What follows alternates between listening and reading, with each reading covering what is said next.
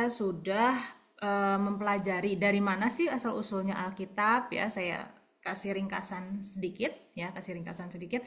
Jadi kalau kita misalnya baca di kitab Perjanjian Lama, mula-mula Alkitab itu kan kisahnya tentang bangsa Israel, tentang Musa, tetapi ternyata tidak ada pernah tidak tidak ada perintah Tuhan secara langsung bahwa itu harus dituliskan ya. Pada mulanya perintah Tuhan itu diajarkan secara lisan, misalnya di dalam Ulangan 6 ayat 5 sampai 6 ya. Ajarkanlah berulang-ulang kepada anakmu, berulang-ulang membicarakannya, engkau duduk, engkau berjalan, engkau berbaring, engkau bangun gitu ya. Jadi awalnya tidak ada itu perintah langsung untuk menuliskan Alkitab, tetapi itu adalah proses peralihan yang panjang dari kisah turun-temurun secara lisan dan akhirnya dituliskan. Nah, uh, kalaupun ada perintah penulisan, ya misalnya di dalam Keluaran 17 ayat 14, itu seperti juga uh, banyak bangsa-bangsa kuno di dunia ini, yang dituliskan itu adalah sebuah kisah kepahlawanan, sebuah kisah yang besar ya. Nah, misalnya di Keluaran 17 ayat 14 ini ada perintah Tuhan untuk menuliskan kejadian itu kepada Musa, yaitu kejadian tentang peperangan orang Israel melawan Amalek di mana Yahweh menolong mereka. Nah, berikutnya misalnya ada lagi perintah Tuhan kepada Musa, suruh untuk menulis. Ternyata yang disuruh untuk dituliskan itu adalah hanya dekalog, yaitu 10 firman. Misalnya Tuhan berfirman kepada Musa, tuliskan segala firman ini. Ya. Nah, jadi kalau kita lihat misalnya ada narasi-narasi. Narasi itu kan kayak kayak ini ya, kalau yang di luar tanda kutip. Kalau tanda kutip itu kan dialognya ya. Kalau kalau drama itu ya, kalau kita baca teks drama, misalnya kita bermain teater di sekolah, kita baca teks drama, itu kan ada narasinya. Narasi itu kan seperti ini, berfirmanlah Tuhan kepada Musa. Nah, dialognya Tuhan berbicara, tuliskanlah segala firman ini. Nah, ternyata kan ada narasi-narasi yang ditambahkan di situ supaya diperjelas gitu ya. Semuanya itu diperjelas. Nah, jadi itu adalah para penulis kitab suci gitu ya, yang di dalam beberapa teori, misalnya ada teori yang mengatakan bahwa penulis kitab suci terutama Taurat itu adalah 4 kelompok ya, misalnya Yahweis, Elohis, Deuteronomis, dan Pris ya. Nah, kalaupun ada perintah Tuhan untuk menuliskan firman, ternyata yang dituliskan, yang harus dituliskan oleh Musa atau Yosua itu adalah dekalog atau 10 firman. Nah, para penulis dan editor Alkitab itu juga mengutip dari berbagai sumber, misalnya ya kitab Orang Jujur, misalnya kitab riwayat raja-raja, kitab juga riwayat nabi-nabi ya, dan semuanya itu kemudian ditulis, dikumpulkan dan ditulis ulang oleh para ahli Alkitab. Nah, kitab suci itu dianggap sudah lengkap, kitab suci Perjanjian Lama atau kitab suci kanon orang Israel atau Ibrani itu dianggap sudah lengkap pada zaman Ezra dan Nehemia, karena orang Yahudi menganggap bahwa setelah zaman Ezra dan Nehemia, setelah mereka kembali dari pembuangan, itu tidak ada lagi nubuatan atau wahyu ilahi ya, alias Tuhan itu diam gitu ya, tidak berbicara lagi. Nah, jadi kitab-kitab Perjanjian Lama dianggap sudah lengkap pada masa Ezra dan Nehemia. Namun baru diidentifikasi, baru dikenali, baru dikanonisasi di Yamnia tahun 90, dan itu disebut kanon Palestina. Nah, sebelum ada kanon Palestina, rupanya sudah ada penerjemahan terhadap tulisan-tulisan rohani yang beredar pada saat itu ya, yaitu misalnya Septuaginta atau Targum juga gitu ya. Nah, Septuaginta adalah terjemahan dari teks-teks Ibrani ke teks Yunani, Perjanjian Lama tentunya ya. Kalau orang Kristen menyebutnya Perjanjian Lama. Tetapi kalau orang Yahudi tidak menyebut Perjanjian Lama tentu, karena orang Yahudi tidak menerima Perjanjian Baru ya. Jadi Alkitab Ibrani. Kalau saya katakan Alkitab Ibrani, saudara sudah harus mengerti bahwa itu Perjanjian Lama ya.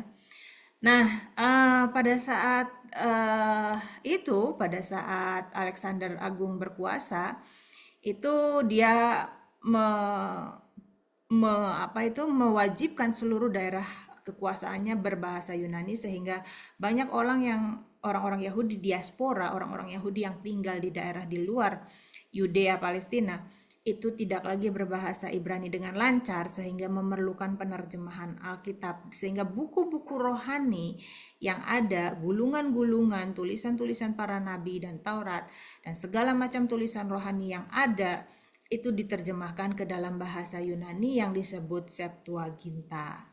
Nah, jadi kalau lihat lambang LXX ya, itu kita baca Septuaginta ya. Karena di dalam angka Yunani, L itu 50, X itu 10. Jadi kalau ada X-nya 2 itu berarti 50 ditambah 20, 70 ya, Septuaginta.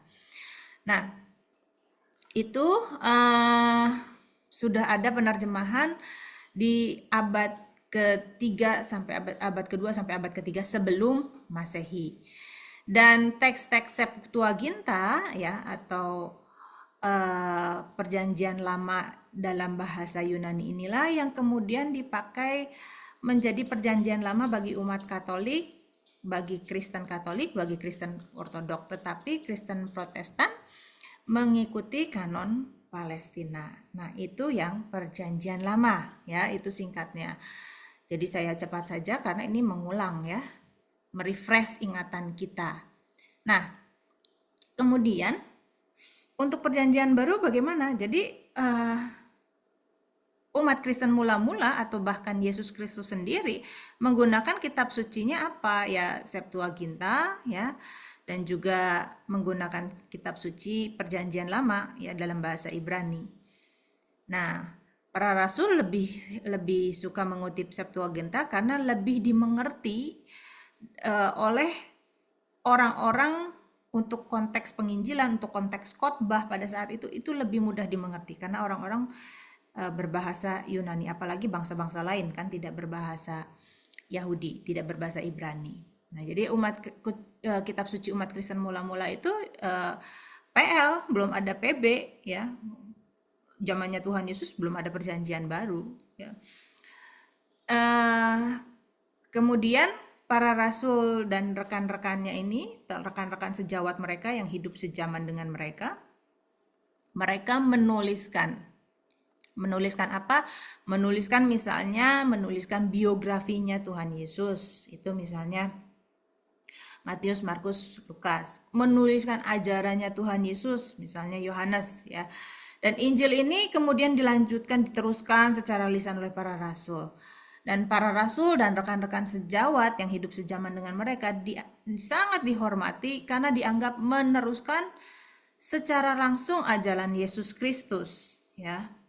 Dan kemudian bila terjadi permasalahan-permasalahan di satu tempat, maka para rasul ini akan mengirimkan surat-surat kiriman untuk menasehati, untuk menegur, untuk mengoreksi, untuk mengajar jemaat di suatu tempat tertentu. Nah, surat-surat kiriman inilah ya yang sebagian besar mengisi perjanjian baru kita. Itu adalah hasil dari tulisan Rasul Paulus ya.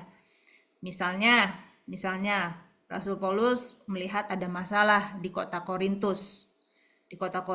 Ya, sama Rasul Paulus kemudian marah-marah, ngomel, menasehati, menegur gitu ya, menasehati orang-orang Korintus, dan itulah yang sekarang kita baca surat Korintus.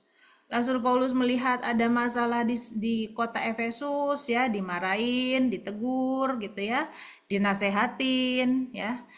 Nah, itulah yang kita baca sekarang surat Efesus. Begitu juga di Galatia gitu ya, ditegur ya.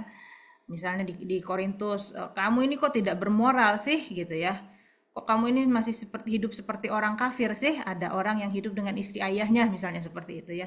Kok kamu masih hidup cara kafir sih gitu ya. Kamu mengagungkan karunia-karunia, berbahasa roh, bernubuat, tapi kok kelakuanmu kayak begitu gitu kan. Itu kan lagi ngomel Rasul Paulus ya.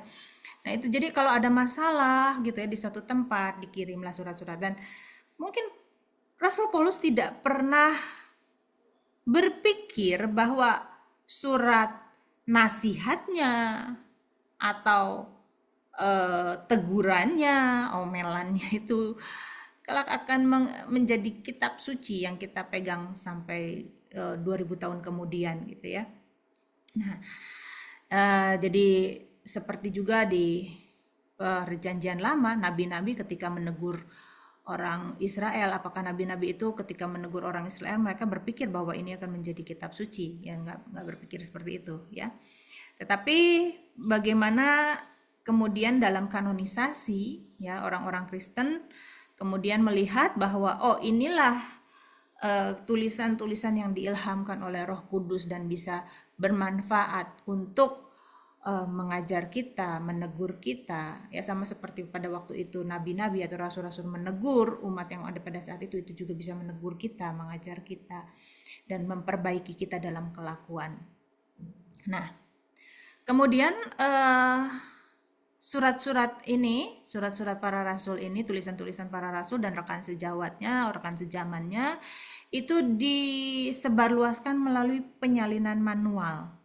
Ya, misalnya satu orang berpindah berdagang ke kota yang lain gitu ya, datang ke gereja gitu ya, datang ke tentu bukan gedung gereja seperti sekarang ya, datang ke persekutuan orang percaya yang ada di situ, kemudian ada suratnya Pak Paulus ya di sini. Oh ya ada, mana boleh nggak saya lihat? Wah disalin, dibawa. Oh ya kamu juga ada ya di kotamu, nanti aku salin juga, bertukar seperti itu. Ya, sehingga di abad-abad awal satu komunitas itu belum ada kelengkapan ya kanon-kanon misalnya seperti kita lihat ya kanon Muratori, kanon Marcion dan lain-lain itu belum ada kelengkapan dan masih ada perdebatan gitu ya. Belum lengkap seperti yang sekarang kita miliki 27 ya karena penyalinannya seperti itu manual. Nah, kemudian jemaat Tuhan gitu ya di berbagai kota, di berbagai daerah itu berinisiatif untuk melakukan kanonisasi. Sebentar ya. Ini kenapa kok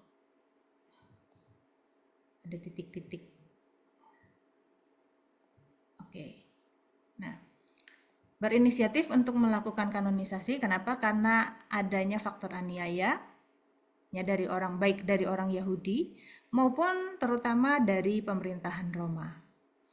Dan kemudian untuk betul-betul mengumpulkan tulisan para rasul dan rekan sejawatnya dengan lengkap ya, betul-betul dengan lengkap. Walaupun pada akhirnya misalnya kita ketahui bahwa ada juga yang hilang ya, ada juga yang hilang. Misalnya surat Korintus itu harusnya ada 3 atau lebih gitu ya. Tapi yang kita miliki sekarang 2 ya. Nah, jadi untuk mengumpulkan tulisan para rasul supaya jangan ada yang tercecer, hilang, akhirnya dilakukanlah kanonisasi. Dan juga misalnya ada ajaran-ajaran yang dianggap menyimpang, Injil-Injil yang berbeda dari ajaran para rasul. Kenapa ada ajaran yang menyimpang? Ya karena belum ada kitab suci, belum ada ajaran garis ajarannya gitu ya, atau standar ajarannya atau sumber ajarannya tuh yang baku tuh yang mana belum ada, sehingga banyak pada saat itu banyak ajaran yang menyimpang sehingga haruslah dikumpulkan tulisan para rasul dan diedarkan. Nah, kriteria kanon perjanjian baru itu haruslah ortodoksi ya, apostolik dan katolik ya. Ortodoks ini bukan maksudnya gereja ortodok, katolik ini bukan maksudnya gereja sinode katolik, bukan ya, tetapi ortodoksi itu isinya sesuai dengan ajaran Kristen yang benar, ajaran para rasul gitu ya. Apostolik itu ditulis oleh para rasul, apostol ya, atau orang-orang yang hidup sejaman atau rekan sekerja atau rekan sejawat para rasul.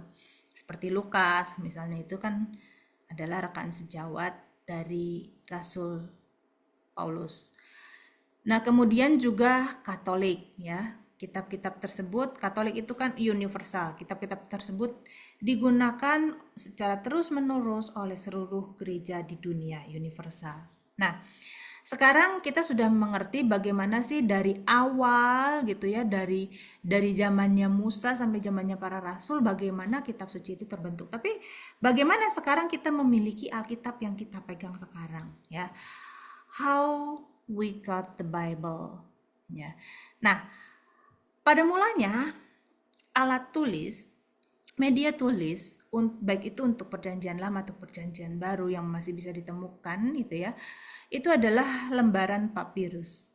Namun karena papirus ini kan dari tanaman ya, dari tanaman yang dijemur, ditumbuk gitu ya, dipipihkan, kemudian direkatkan, kemudian dijemur. Nah, itu kan sangat rentan sekali. Banyak yang hancur ya, dan juga terjadi aniaya, dimusnahkan oleh para penganiaya. Jadi tidak banyak papirus-papirus kuno PB yang tersisa sampai sekarang ya. Papirus yang tertua adalah P52 yang berasal dari kurang lebih tahun 125, ditulis bolak-balik dan berisi dari teks Yohanes 18 ayat 31 sampai 33, 37, 38. Jadi potongan kecil saja. Itu misalnya yang tertua. Nah, kemudian selain papirus itu ada istilahnya perkamen. Kalau papirus itu tadi dari pohon, perkamen itu dari kulit binatang, ya. Nah, mulai abad keempat papirus digantikan oleh perkamen dibuat dari velum atau kulit anak sapi, ya. Jadi bukan kulit mama atau papa atau opa sapi, tapi kulit anak sapi karena lebih halus ya. Kalau anak sapi itu lebih halus ya, kalau masih lebih lembut gitu ya, lebih tipis, lebih lembut gitu ya. Jadi untuk menulisnya juga lebih mudah gitu ya. Nah, dari jenis huruf, dari jenis bahan baku ya, dalam tanda kutip kertasnya gitu ya, itu bisa ketahuan teks ini dari tahun berapa. Misalnya papirus, oh berarti dia dari abad pertama dan sebelumnya ya, misalnya seperti itu. Atau perkamen misalnya, oh ini dari sekitar abad-abad keempat ya, abad ketiga, abad keempat misalnya perkamen. Nah, kemudian penggunaan huruf ya. Kalau huruf Yunani, kalau huruf kita sekarang tahu ya, huruf Yunani mungkin yang belajar pasti ya, belajar matematika, fisika, SMP, SMA gitu ya, pasti tahu ya, alfa, beta seperti itu ya. Ada huruf besarnya, huruf kecilnya gitu ya. Kayak misalnya tadi apa itu untuk simbolnya Septuaginta LXX gitu ya. Itu kan memang huruf Yunani. Nah, tapi kalau huruf kecilnya kan tidak seperti itu kan huruf besar ya. Nah, kalau misalnya huruf itu pakai huruf besar semua atau ansial ya, itu adalah teks yang lebih tua ya. Sedangkan teks-teks yang lebih muda itu menggunakan huruf minuskul, huruf kecil. Jadi di awal-awal penulisan bahasa Yunani itu nggak ada huruf kecilnya, huruf besar semuanya. Ya, itu teks-teks yang lebih tua tuh pakai huruf besar semua. Jadi belum ditemukan huruf kecilnya. Nah, di abad keempat ini kemudian mulailah pengumpulan tulisan-tulisan para rasul menjadi satu kodeks, menjadi satu buku dijilid jadi satu. Ya, sudah ada kodeks. Kalau dulu kan masih satu gulungan terpisah-pisah. Nah, mulailah di abad keempat ini ada yang namanya kodeks. Jadi lembaran-lembaran kulit sapi ini dijilid jadi satu. Ya, hampir seperti buku. Tapi tentu tebal sekali. Kalau buku kita kan LAI, misalnya Alkitab LAI, kertasnya tipis-tipis sekali ya. Bayangin ini kertasnya dari kulit. Jadi pasti tebal gitu ya, perjanjian barunya pasti tebal banget ya. Dan alat tulis pasti mahal ya. Alat tulis di atas kulit sapi itu pasti mahal. Jadi tidak semua orang punya Alkitab. Tidak semua orang bisa menulis ya, tapi diajarin membaca mungkin saja ya, terutama orang-orang Yahudi itu angka melek hurufnya paling tinggi pada saat itu. Nah, ada 4 kodek Ansial Agung ya, yang lengkap, mengandung perjanjian baru dengan lengkap, yaitu Codex Vaticanus yang kira-kira berasal dari tahun kurang lebih 325 sampai 350, Codex Sinaiticus, Codex Alexandrinus, dan Codex Ephraemi Syri Rescriptus, ya. Codex Sinaiticus dan Alexandrinus ada di British Library. Kalau mau lihat jalan-jalan ke UK, jangan cuma lihat uh,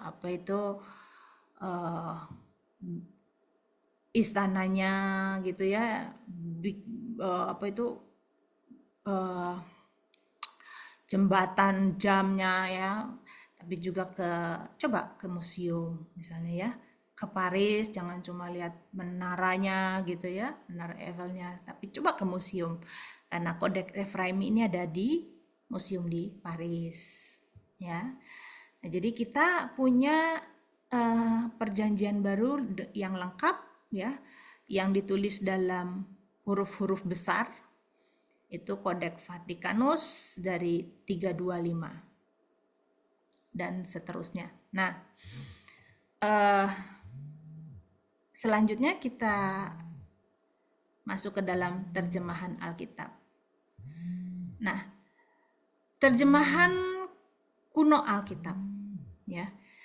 Di awal-awal ada yang namanya Vetus Latina dari Afrika Utara ya, jadi bahasa Latin ya di daerah Afrika Utara pada abad kedua ya. Kemudian juga dalam bahasa Latin disebut Vulgata ya dari abad keempat. Nah, Vulgata ini diterjemahkan oleh Hieronymus atas perintah Paus ya. Ini terjemahan untuk kitab-kitab PB. Kalau kitab-kitab PL ya, kalau kitab-kitab PL kita sudah belajar ya bahwa sejak zamannya Ezra misalnya ada yang namanya Targum ya. Kemudian juga ada Septuaginta di zamannya Alexander Agung ya, diterjemahkan. Targum itu diterjemahkan ke bahasa Aramaik, kemudian Septuaginta itu diterjemahkan ke dalam bahasa Yunani. Nah, ini sekarang terjemahan kuno Alkitab untuk perjanjian baru, yaitu ada Vetus Latina, ada Vulgata, ada Pesita, ada bahasa Koptik, ya bahasa Mesir kuno.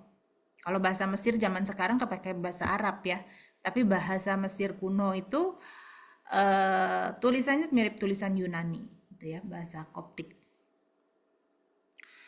Nah, ini jadi baik perjanjian lama maupun perjanjian baru di awal-awal itu sudah diterjemahkan. Perjanjian lama ada Septuaginta, ada Targum. Perjanjian baru ada Vulgata, ada Pesita, ada terjemahan Koptik. Ya. Itu di awal-awal, di abad-abad awal itu sudah diterjemahkan. Namun kita lihat berikutnya bahwa ternyata penerjemahan Alkitab itu berhenti. Ya. Nah, sedangkan penomoran pasal dan ayat, awalnya kan Alkitab itu berupa surat-surat ya. Misalnya Paulus menulis surat kepada orang-orang Galatia gitu ya. Kan nggak mungkin dikasih ayat 1 gitu ya. Kayak misalnya kita kalau ngirim email, kita ngirim WhatsApp 1. Kamu mau kesini jam berapa? 2. Nanti aku akan makan dulu ya, kita akan makan di kafe ini ya. 3 kan nggak kayak gitu kan kalau kita nulis pesan gitu ya, surat WhatsApp kah atau email kah, kan nggak seperti itu. Begitu juga Alkitab itu kan asalnya seperti surat-surat ya, surat-surat Rasul Paulus gitu ya, kitab-kitab Injil itu tanpa nomor pasal dan ayat, maupun tanpa pemisahan perikop-perikop, bagian-bagian alinea-alinea, nggak ada alinea-alinea, bahkan kata per kata pun sulit untuk dipisahkan, kayak nggak ada spasinya. Kalau yang tulisan kuno itu huruf besar semua ya, ditulis tanpa tanda baca, spasi antar kata itu nggak ada ya. Nah, pembagian pasal-pasal itu dilakukan oleh Kardinal Stephen Langton, Uskup Canterbury, tahun 1205. Itu pembagian pasal-pasal. Kemudian penomoran ayat pertama kali dilakukan oleh Robert Estienne tahun 1551. Ya, nah sekarang penerjemahan ya. Jadi selama ribuan tahun gereja terutama misalnya gereja di Eropa gitu ya, gereja Barat ya yang kelak menjadi gereja Katolik gitu ya, itu menggunakan terjemahan Latin ya. Kalau gereja di daerah Timur Tengah, misalnya gereja di Syria itu menggunakan Pesita, sudah menggunakan Pesita misalnya seperti itu ya, terjemahan dalam bahasa Aramaik. Di Mesir menggunakan terjemahan Koptik. Nah, namun gereja-gereja di daerah Timur Tengah, kita tahu bahwa ketika Islam bangkit, Islam muncul, bangkit dan berkembang, itu mereka gereja-gereja di Timur Tengah justru tertindas dan tidak berkembang. Sebaliknya, gereja Katolik di Eropa, gereja Barat di Eropa, itu justru bisa mengkristenkan benua Eropa yang beragama Druids ya, seperti orang-orang apa itu Gypsy, orang-orang Viking, itu kan orang-orang barbar gitu ya, yang menyembah berhala-berhala, eh, yang klenik dan lain sebagainya gitu. Tetapi seluruh Eropa berhasil dikristenkan oleh gereja Barat atau gereja Katolik, ya. Namun pada saat itu gereja begitu berkuasanya dan membatasi eh, penerjemahan Alkitab. Alkitab tidak boleh diterjemahkan. Tujuannya, maksudnya adalah supaya umat awam ya yang tidak belajar itu tidak semena-mena menafsirkan Alkitab sehingga timbul ajaran-ajaran yang salah gitu. Kalau umat tidak sekolah dulu, tidak diajari dulu, kalau baca begitu saja, itu nanti jadi menimbulkan ajaran-ajaran yang salah gitu. Maksudnya seperti itu, ya. Dan juga di abad pertengahan kan angka melek huruf di Eropa juga masih kecil sekali, ya sedikit. Jadi orang-orang yang terpelajar saja yang dan orang terpelajar itu sedikit yang bisa membaca gitu ya. Nah, kemudian adalah yang bernama John Wycliffe ya, dia hidup di abad ke-14. Dia sangat rindu agar orang-orang Inggris ya itu bisa membaca Alkitab gitu. Jadi kalau Alkitabnya pakai bahasa Latin mungkin cuma pastor-pastor aja, pendeta ya maksudnya pendeta-pendeta gereja Katolik aja yang bisa membacanya, yang bisa mengertinya, tapi orang awam nggak ngerti gitu kan. Jadi John Wycliffe ini ingin dia seorang pendeta, dia seorang pastor Katolik, dia ingin supaya supaya apa ini umat ini bisa membaca Alkitab ya. Ingin masyarakat awam itu bisa bisa baca Alkitab. Nah, jadi mulailah dia menerjemahkan Alkitab dari bahasa Latin ke bahasa Inggris. Nah, kegiatan penerjemahan ini ditentang keras oleh gereja ya. Nah, Wycliffe wafat tidak lama, 2 tahun kemudian dia meninggal karena radang otak.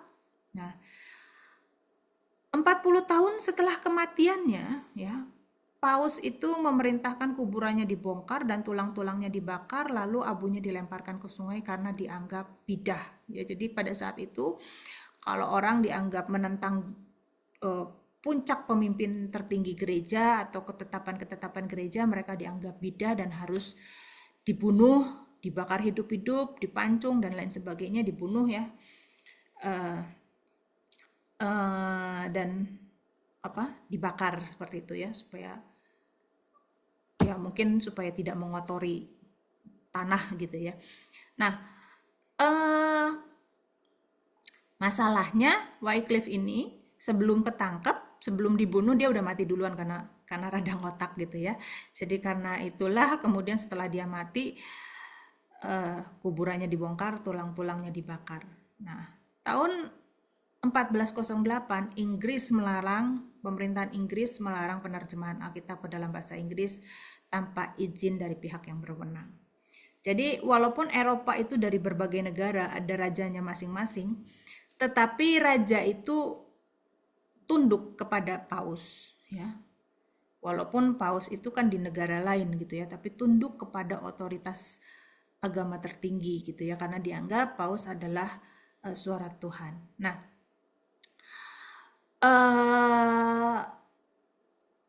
pada saat itu belum ada mesin cetak. Mesin cetak baru ditemukan oleh Gutenberg tahun 1450. Nah, sejak ditemukannya mesin cetak, untuk memperbanyak Alkitab lebih mudah, nggak lagi ditulis manual satu-satu. Coba bayangin kalau kita harus nyalin Alkitab tuh, dari Kejadian sampai Wahyu, berapa lama kita nyalin coba? Capek kan ya kalau kita nyalin.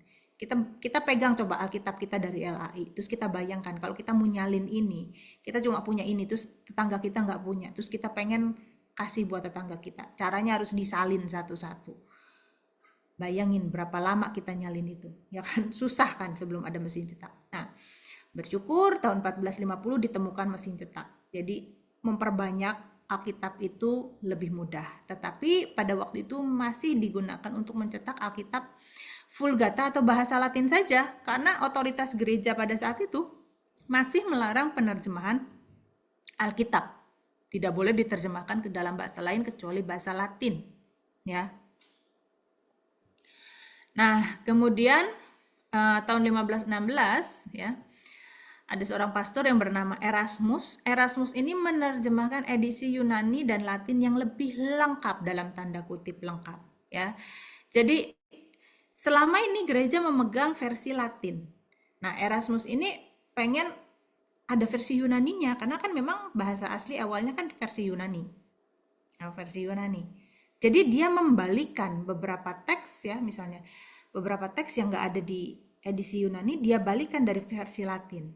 Nah, jadi yang dia terjemahkan, jadi dibalik, mestinya kan dari Yunani diterjemahkan ke Latin kan, karena para rasul kan nulisnya dalam bahasa Yunani. Ya kan? Nah, tetapi yang gereja miliki turun-temurun 1500 tahun yang dipegang gereja itu kan sudah teks Latin. Teks Yunani jarang ada. Nah, Erasmus kemudian membalikkan dari Latin ke Yunani. Memang ada teks yang Yunani, tetapi ada bagian-bagian yang ini nggak ada ya di teks Yunani. Nah, dia terjemahkan dari Latin ke Yunani, ya. Saya kasih contoh, misalnya kalau Bapak Ibu baca misalnya di Roma 8 misalnya ya, coba baca NIV dan KJV. Itu kan lebih panjang dari yang di KJV. Ya. Itu KJV menggunakan Textus Receptus, ya. Teksnya lebih panjang. Tapi kalau NIV itu menggunakan yang dari Greek gitu, dari teks Yunaninya. Jadi lebih pendek. Ya. Nah, seperti itulah yang dilakukan oleh Erasmus. Dia menerbitkan edisi Yunani dan Latin. Diterbitkan supaya gereja punya.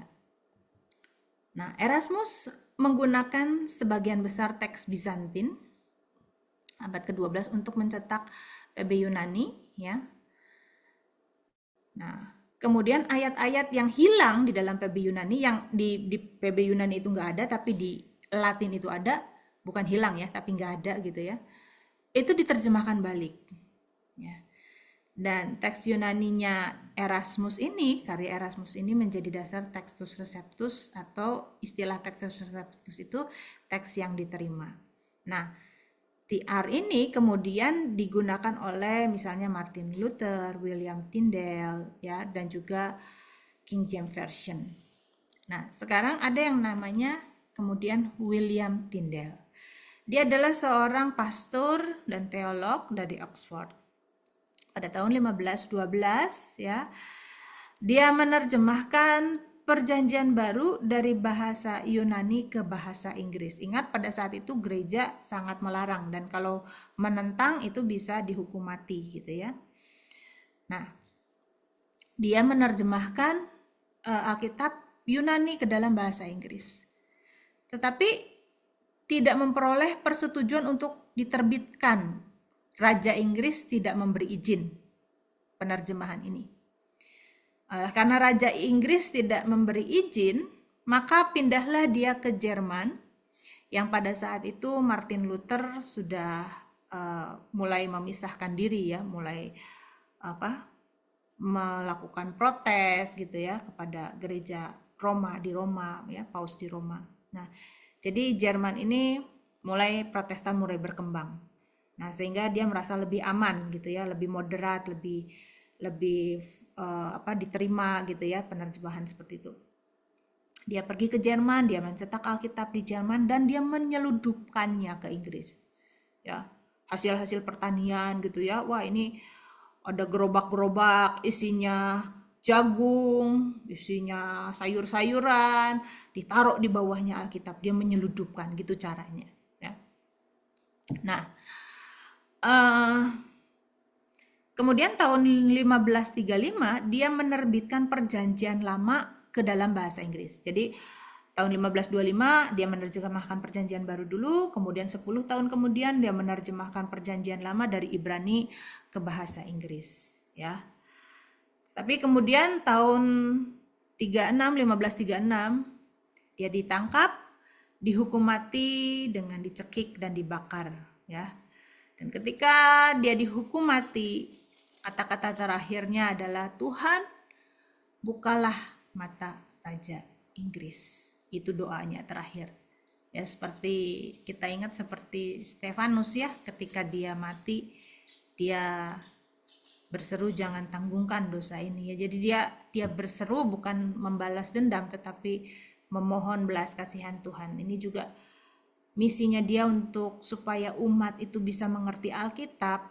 Ketika dia dihukum mati karena sebuah kebenaran yang dia yakin dan dia lakukan, dia tidak berdoa Tuhan hukum ini Raja Inggris, enggak, tapi dia berdoa Tuhan bukalah mata Raja Inggris supaya mengerti kebenaran, gitu ya.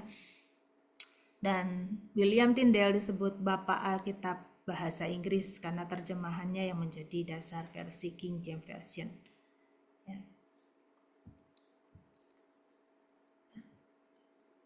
Tahun 1611 tadi Tyndale wafat tahun 1536, ya.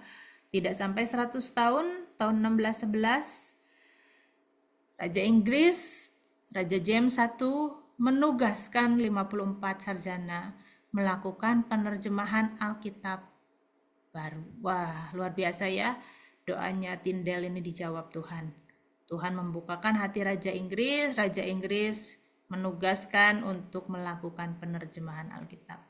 Selama 6 tahun, 6 tim sarjana menggunakan Textus Receptus, Bishop Bible, Tyndale Bible, menyelesaikan versi baru tahun 1611. Dan versi itu disebut versi King James, ya, karena bukan Raja King James-nya yang menerjemahkan, tetapi karena disuruh oleh raja, ya. Nah,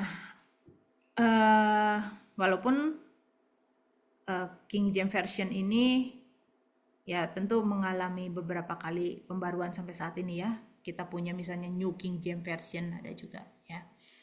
Nah, kita mundur sedikit.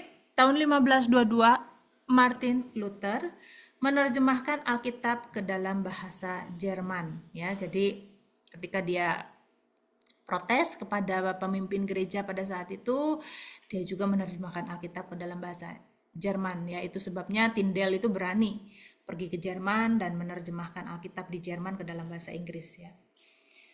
Namun Luther itu pada saat itu meragukan 4 kitab ya. Luther itu menolak Perjanjian Lama, kanon Perjanjian Lama Gereja Katolik ya, tetapi menggunakan kanon Palestina. Jadi dia membuang beberapa kitab yang sekarang disebut Deuterokanonika. Nah, itu ininya Luther ya. Itu karyanya Luther. Dan itu untuk Perjanjian Lama. Tetapi untuk Perjanjian Baru dia hampir saja membuang kitab Yakobus, Yudas, Wahyu dan Ibrani. Jadi Luther memang membuang Deuterokanonika ya. Kalau pada saat itu ya tentu itu tidak disebut Deuterokanon ya. Tetapi akhirnya kitab-kitab yang ada pada Deuterokanonika ini dibuang oleh Luther. Artinya dikeluarkan dari kanon Perjanjian Lama. Nah, masalahnya dia juga hampir mengeluarkan kitab Ibrani, Yakobus, Yudas dan Wahyu dari kanon Perjanjian Baru. Ya. Dan sebetulnya Kenapa dia meragukan Yakobus, Yudas, Wahyu? Itu karena berkaitan dengan teologinya.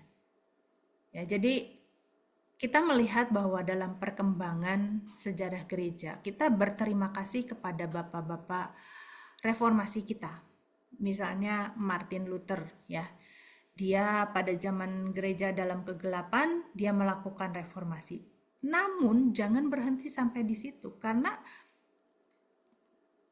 seperti yang kita lihat misalnya sekarang, Luther teologinya belum lengkap, Calvin teologinya belum lengkap, pemahamannya belum lengkap. Coba, Luther hampir membuang 4 kitab Perjanjian Baru, Ibrani, Yakobus, Yudas, Wahyu. Luther sendiri sebetulnya seorang yang antisemit, anti-Yahudi. Calvin sendiri dia membunuh ya orang yang sama seperti gereja Katolik pada saat itu, yang tidak setuju dengan ajarannya dibunuh. Nah, itu pun dilakukan oleh Calvin. Jadi kita jangan berhenti sampai ajaran bapak-bapak gereja.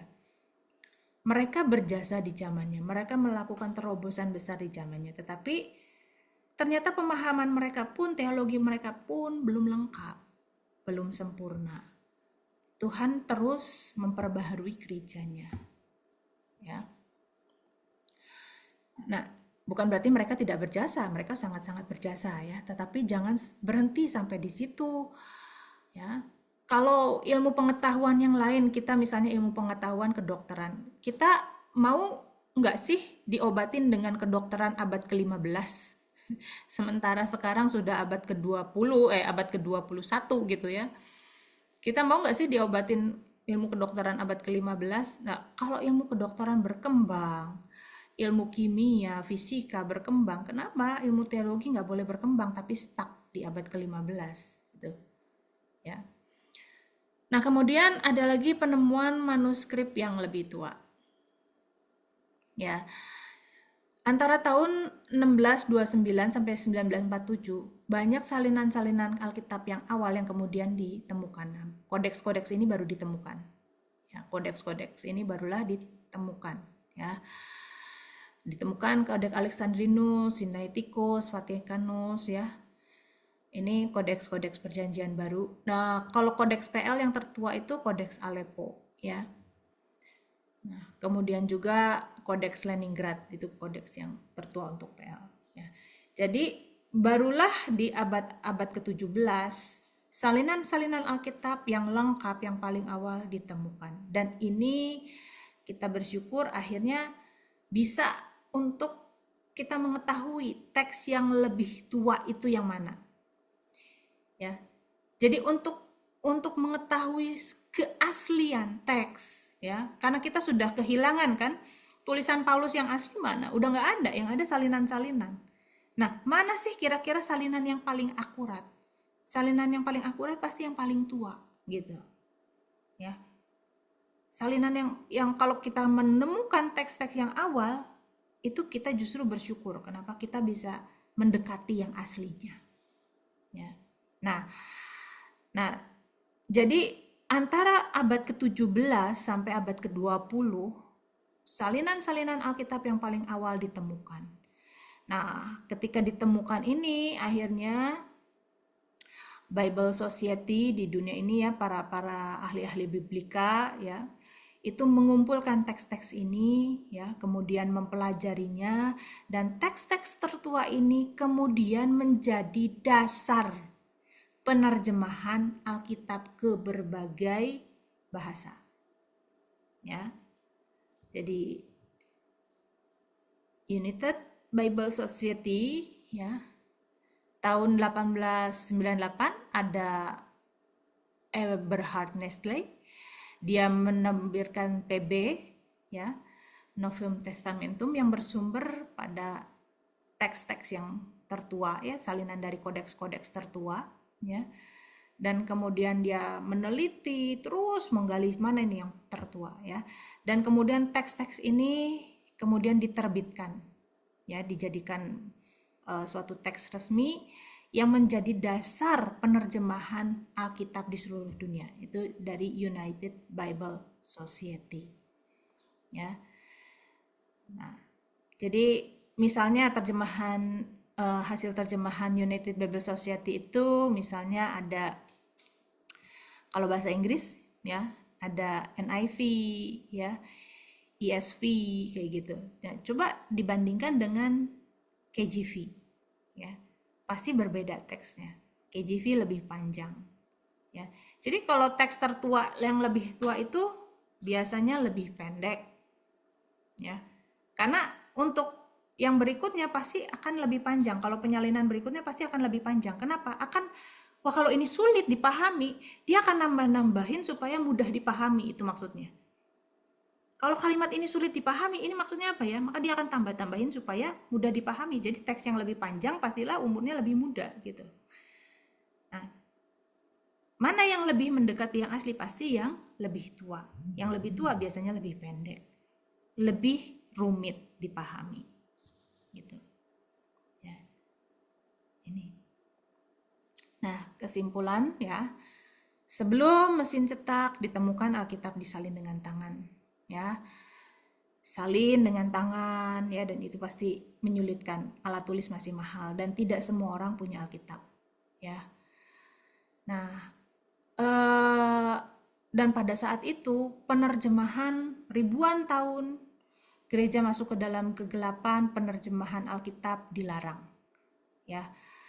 Umat awam tidak boleh membaca Alkitab secara langsung, sehingga tidak boleh diterjemahkan ke dalam bahasa masing-masing, bahasa daerahnya masing-masing.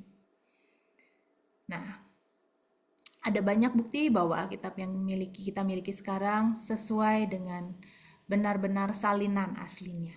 Ya, dari ribuan salinan yang ditulis dengan tangan tahun 1500 sebelum tahun 1500 Masehi, ada lebih dari 5.300 manuskrip Yunani dari Perjanjian Baru saja yang masih ada sampai sekarang. Itu yang dari abad-abad pertama sampai keempat.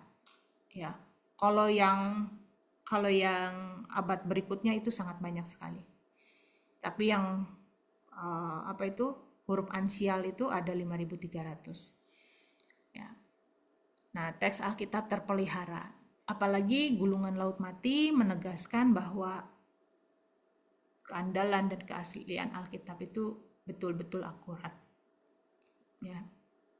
Pada tahun 200 Masehi, Alkitab diterjemahkan ke dalam 7 bahasa, sudah diterjemahkan ke dalam 7 bahasa. Tahun 200 Masehi, ya.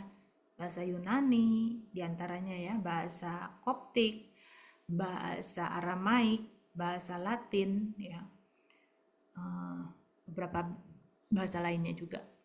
Tahun 500 Masehi ada 13 bahasa, tahun 900 17 bahasa, dan di tahun 2000 sudah 2000 lebih bahasa. Ya, kita bersyukur bahwa sekarang kita bisa membaca Alkitab tidak perlu pakai bahasa Latin, apalagi bahasa Ibrani yang hurufnya aja kita nggak ngerti ya. Kita bersyukur ya. Kalau bahasa Latin mungkin kita hurufnya masih ngerti ya, tapi bahasanya kita nggak ngerti. Kalau bahasa Ibrani udah hurufnya nggak ngerti, bahasanya juga nggak ngerti lagi. Tapi kita bersyukur bahwa karena perjuangan para bapak-bapak reformasi itu, kita bisa membaca Alkitab. Ya, walaupun mereka harus membayarnya dengan nyawanya. Nah, kira-kira secara singkat demikianlah kita memiliki Alkitab di tangan kita sekarang, bahkan di laptop kita sekarang. Terima kasih, silakan. Saya serahkan kepada yang bertugas. Baik, terima kasih banyak Kak Ane buat pemaparan pada pagi hari ini. eh Oke, silakan bagi Bapak Ibu teman-teman yang ingin menyampaikan pertanyaan bisa mengisi melalui link Slido yang sudah dibagikan di kolom chat. Ya, atau mungkin mau di kesempatan kali ini ada yang mau langsung bertanya dengan raise hand, boleh langsung bertanya ke Kak Ane yang berkaitan dengan materi pada hari ini. Shalom Kak Adi, salam Kak Petrus. Silakan Kak Lori. Ya, izin bertanya. Kalau ada teman-teman yang bertanya, sebaiknya untuk kita membaca Alkitab tuh dari kitab mana yang lebih awal? apakah kita perjanjian baru atau perjanjian lama, gitu Pak. Baik, untuk Kristen mula-mula misalnya, eh, kalau kita Kristen dari keluarga Kristen, kita biasa masuk sekolah minggu. Di sekolah minggu itu diajarin kitab-kitab Yosua berperang, hakim-hakim gitu ya, Simpson lah, Gideon lah. Jadi ada Raja Daud. Jadi kita sudah familiar dengan kisah-kisah perjanjian lama. Tapi untuk misalnya, dia adalah seorang yang berpindah dari agama lain. Kalau untuk yang seperti itu, saya sarankan baca dulu dari perjanjian baru. Tetapi kalau untuk orang-orang Kristen yang sudah familiar dari sekolah minggu itu dengan kisah-kisah perjanjian lama gitu ya, maka untuk mengerti, cobalah buka aplikasi membaca Alkitab secara kronologis gitu. Itu akan lebih mudah. Ada aplikasinya membaca Alkitab secara kronologis ya. Nah, coba cari aja di internet, sangat mudah kok gitu. Nah, itu saya sarankan untuk memahaminya ya. Seperti itu, Bu. Thank you Kak Ani. Berarti yang untuk kita yang udah mau lebih dalam lagi, yang udah percaya Yesus Tuhan sejak awal, mengikuti apa yang Kak Ani sarankan itu adalah secara kronologis. Tapi bagi teman-teman yang pemula atau baru, itu lebih disarankan lebih dari untuk memulai dari perjanjian lama ya. Dari perjanjian baru kalau untuk Perjanjian pemula. baru. Ya, dari perjanjian baru. Siap, Jadi siap. dari kitab Injil, Matius, itu kisah tentang Yesus gitu. Ya. Terima kasih Kak Ani untuk penjelasannya. Ya, thank you kalau reward pertanyaannya. Kami pernah mengadakan, jadi di Komsel kita itu karena kita kan ada program pembacaan Alkitab tahunan. Pernah kami yang di awal kami menggunakan sistem kronologi. Mm-mm. Kronologi itu memang beratur banget, kita bisa tahu alurnya. Mm-mm. Cuman memang bagi sebagian besar orang agak bingung, akhirnya kan lompat-lompat Betul. gitu. Jadi akhirnya kita mulai tahun kedua kita kembalikan dengan pembacaan yang urut sesuai kitabnya. Tapi sebenarnya sangat membantu banget buat Mantu, apalagi buat iya. Karena teman-teman. gini kan, kita kan mengelompokkan Alkitab menurut jenis genrenya kan, menurut jenis sastranya. Misalnya, oh ini apa genrenya sejarah gitu ya. Karena menurut orang Kristen, Samuel, Raja-Raja, Tawarikh itu genre sejarah. Nah, tetapi sebetulnya di genre sejarah itu, misalnya di bagian-bagian tertentu ada tulisan nabi-nabi tuh. Tapi nabi-nabi kan belakangan gitu. Nah, padahal itu berhubungan. Jadi kalau misalnya mau boleh bacanya seperti itu. Jadi oh nyambung. Oh ini Nabi Yehezkiel lagi bicara, kita baca Yehezkiel di sini gitu. Tapi memang loncat-loncat seperti itu harus ngikutin ini. Nah, kalau mau belajar mengerti itu pakai kronologis. Tapi kalau enggak pakai baca yang ya dari kejadian ngurut gitu ya nggak apa-apa, nggak masalah juga. Oke, thank you Kak Ana. Ini ada pertanyaan tentang kalau Alkitab bahasa Indonesia itu apakah diterjemahkan dari Alkitab bahasa Inggris atau langsung diterjemahkan dari bahasa aslinya yaitu Ibrani atau Yunani, Kak? Nah, jadi gini, sekarang tim-tim penerjemahan seperti LAI gitu ya, dan tim-tim penerjemahan tentu di negara-negara lain, itu mereka menggunakan biasanya mengacu kepada United Bible Society. Jadi di negara kita penerjemahan itu namanya LAI, Lembaga Alkitab Indonesia. Nah, Lembaga Alkitab Indonesia ini di bawah Lembaga Alkitab Dunia. Nah, Lembaga Alkitab Dunia ini itu sudah memiliki teks. Jadi mereka punya peneliti-peneliti, ahli-ahli biblika, ahli-ahli sejarah, dan mereka meneliti mana sih teks yang paling tua, mana sih teks yang paling akurat, mana sih teks yang paling apa ya istilahnya itu mendekati aslinya. Mereka sudah mengeluarkan. Nah, namanya itu misalnya teksnya itu dikeluarkan oleh United Bible Society ya. Sekarang sudah edisi kelima kalau nggak salah ya, edisi kelima. Kalau dulu itu masih awal-awal itu BHS Bible Hebraika Stuttgart Hortensia itu untuk teks perjanjian lama, gitu ya. Nah itu, tapi untuk perjanjian baru, misalnya teksnya Nestle Aland kayak gitu ya, itu ada. Itu yang tadi saya share, United Bible Society. Jadi, sorry. Jadi kita, sebentar. Ini.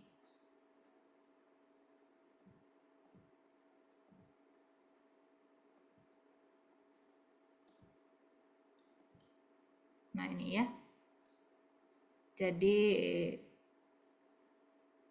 lembaga Alkitab di dunia ini sudah menerbitkan perjanjian baru dalam bahasa Yunani. Nah, juga yang dalam bahasa Ibrani juga ada. Ya. Nah, sudah menerjemahkan ini dalam bahasa. Tentu kalau yang bahasa Ibrani ini bekerja sama dengan Yerusalem ya, dengan ahli-ahli kitab orang-orang Ibrani. Nah, sehingga sudah ditemukan, sudah dikeluarkan, sudah diterbitkan teks standar untuk penerjemahan Alkitab. Jadi langsung dari bahasa aslinya. Sambil membandingkan, kerjanya tim LA itu langsung dari bahasa aslinya. Tapi sambil membandingkan dengan terjemahan-terjemahan yang lain. Karena gini, setiap bahasa itu unik dan sulit untuk menerjemahkan dengan tepat ke dalam dari satu bahasa ke dalam bahasa lain. Contoh, saya kasih contoh misalnya dalam bahasa Jawa. Dalam bahasa Jawa ya. Ada kata jatuh itu macam-macam. Kata jatuh itu macam-macam. Misalnya kata jatuh itu nyungsep, itu jatuhnya ke depan. Kalau diterjemahkan bahasa Indonesia nggak bisa terjemahkan dalam satu kata. Jatuh ke depan, jatuh ke belakang, jatuh tersandung, misalnya kayak gitu. Itu kalau dalam bahasa Jawa ada satu kata. Ngeblak itu jatuh ke belakang. Atau misalnya ekspresi emosi. Ekspresi emosi itu juga dalam bahasa Jawa itu ada satu ekspresi emosi yang sulit diterjemahkan ke dalam bahasa lain. Ya. Ekspresi emosi benci atau kesal karena melihat wajah seseorang. Itu dalam bahasa Jawa tuh metesek gitu. Itu jengkel karena hanya melihat wajah seseorang. Dan itu sulit untuk diterjemahkan ke dalam bahasa lain. Nah, karena itu dalam penerjemahan Alkitab, mereka akan membandingkan. Walaupun mereka misalnya lihat dulu bahasa aslinya apa. Tapi mereka akan membandingkan bahasa Belandanya apa, bahasa Inggrisnya apa. Inggris juga Inggris versi yang mana. Nah, begitulah cara LAI menerjemahkan Alkitab. Dan tentu ada perdebatan ya. Misalnya kita sekarang punya LAI mengeluarkan TB2. Itu hasil perdebatan yang kita miliki sekarang yang sudah dijual. Itu hasil perdebatan selama 25 tahun. Bayangin bisa satu kata aja mereka bisa berdiskusi panjang lebar. Kenapa saya ini karena saya juga pernah berdiskusi dengan salah satu penerjemah LAI gitu ya.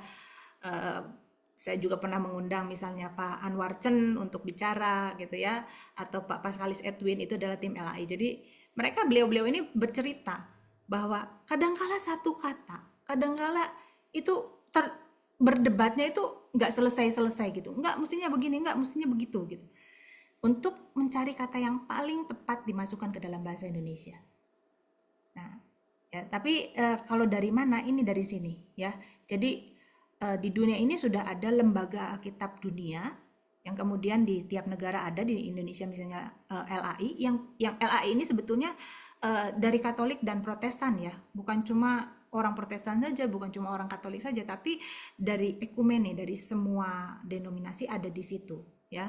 Tentu yang sekolahnya juga luar biasa ya, kredibel gitu ya, sekolahnya sampai ke Yerusalem, betul-betul mendalami bahasa asli. Nah, seperti itu ya. Nah, mereka menggunakan teks dari United Bible Society. Jadi United Bible Society meneliti teks-teks kuno.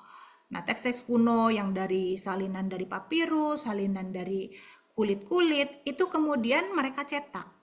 Mereka ketik kembali, mereka cetak, Dan inilah yang kemudian diedarkan, boleh dipakai untuk sumber penerjemahan. Dari teks Ibrani, dari teks Yunani diterbitkan oleh UBS dan menjadi sumber penerjemahan untuk setiap lembaga-lembaga Alkitab di masing-masing negara. Oke, wow, jelas sekali pemaparannya. Nah, ini ada yang bertanya gini Kak Ana. Kalau untuk dasar pemenggalan pasal itu apa ya? Jadi kan ada pasal-pasal tertentu atau sebuah perikop dari pasal, misalkan pasal 1 dia nyambung ke pasal 2 nih, ada transisinya gitu. Tapi ada juga dalam satu pasal itu terdiri dari beberapa perikop. Itu Ya, apakah ada dasar untuk pemenggalannya, Kak? nah, karena pemenggalan ini kan terjadi tahun tadi di abad pertengahan ya. Pasal dan ayat ini terjadi di abad pertengahan. Tentu pada saat itu ilmu biblika belum berkembang. Bisa terjadi ada kesalahan-kesalahan. Contoh saya mau share misalnya di kitab Kejadian. Ilmu biblika yang lebih maju sekarang ini memahami bahwa sebetulnya Kejadian pasal 2 di bagian yang terakhir itu sebetulnya, bentar saya lihat kitab Kejadian. Nah, saya kasih contoh ya, saya kasih contoh kitab Kejadian. Nah, ini ya, kitab Kejadian. Misalnya ini, kitab Kejadian 1 ayat 31, maka Allah melihat semua yang dijadikan itu sungguh amat baik, jadilah petang dan jadilah pagi, itulah hari ke-6. Nah, demikianlah diselesaikan. Tetapi kemudian kita masuk ke pasal yang kedua. Seharusnya ini adalah bagian dari pasal yang pertama. Maka lembaga Alkitab kemudian memberikan judul perikop baru di sini, baru di ayat yang keempat. Kenapa? Karena ini seharusnya bagian dari pasal, masih satu bagian dengan pasal 1. Tetapi ya sudah terlanjur dikasih nomor ini 2.1 gitu. Ya. Nah, jadi penomoran pasal dan ayat itu kan terjadi di zaman-zaman pertengahan tadi ya, abad ke-15, abad sekian gitu ya. Dan ilmu biblika belum berkembang ya, tapi sekarang mereka orang-orang itu sudah lebih mengerti gitu ya. Ini seharusnya bagian dari pasal 1. Nah, terkait perikop judul-judul gini ya, judul-judul seperti ini kan sebetulnya ditaruh oleh lembaga Alkitab. Nah, lembaga Alkitab menaruh bagian, memisahkan lagi, bukan hanya dengan ayat dan pasal aja, tetapi dengan perikop. Perbagian-bagian perikop nih ada judul-judulnya ya. Nah, itu untuk apa? Itu untuk memudahkan kita membaca. Karena yang pembagian pasal dan ayat itu ada nggak tepatnya gitu. Jadi untuk lebih tepat dibagi lagi menurut perikop. Tetapi ini bukan pasti yang paling tepat. Karena saya lihat kadang-kadang LAI juga, saya nggak setuju gitu dengan pemisahan yang dilakukan LAI. Ada sedikit bagian yang kadang-kadang nggak pas buat saya. Ini maksudnya bagian itu. Nah, jadi perikop-perikop ini bukan menjadi dasar yang pasti, ya, karena itu ditambahkan oleh lembaga Alkitab, tetapi itu untuk memudahkan kita membacanya. Kalau kita membaca Alkitab, ingatlah, bacalah minimal 1 perikop, jangan 1 ayat. 1 perikop. Kalau 1 ayat kita jadi kadang-kadang gagal paham gitu ya. Misalnya, kalau benih itu ditabur dia akan menghasilkan 30, 60, 100 kali lipat. Terus kita nggak baca pasal sebelumnya atau perikop sebelumnya atau perikop sesudahnya.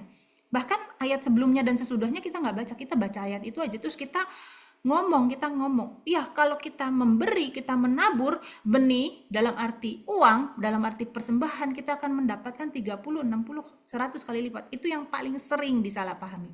Padahal kalau kita baca perikop selanjutnya atau ayat-ayat selanjutnya, Tuhan Yesus sendiri sudah menjelaskan benih yang ditabur adalah firman, bukan uang. Gitu. Ya, jadi perikop-perikop itu hanya memudahkan kita. Oke. Ini juga ada pertanyaan. Ada beberapa Alkitab dalam bahasa Indonesia itu sepertinya diterjemahkan langsung dari bahasa aslinya, namun bukan terbitan dari LAI, Kak. Itu apakah boleh dijadikan referensi juga ya, atau jadi pegangan buat kita juga ya? Silahkan. Hanya saya merasa bahwa eh, maaf ya, untuk Alkitab yang diterbitkan oleh sinode tertentu, bukan suatu tim yang ekumene, tim yang betul-betul kredibel gitu ya. Itu saya rasa ya silahkan aja kalau mau pakai sinode tertentu mau pakai itu. Hanya saya rasa kok kurang kredibel gitu ya.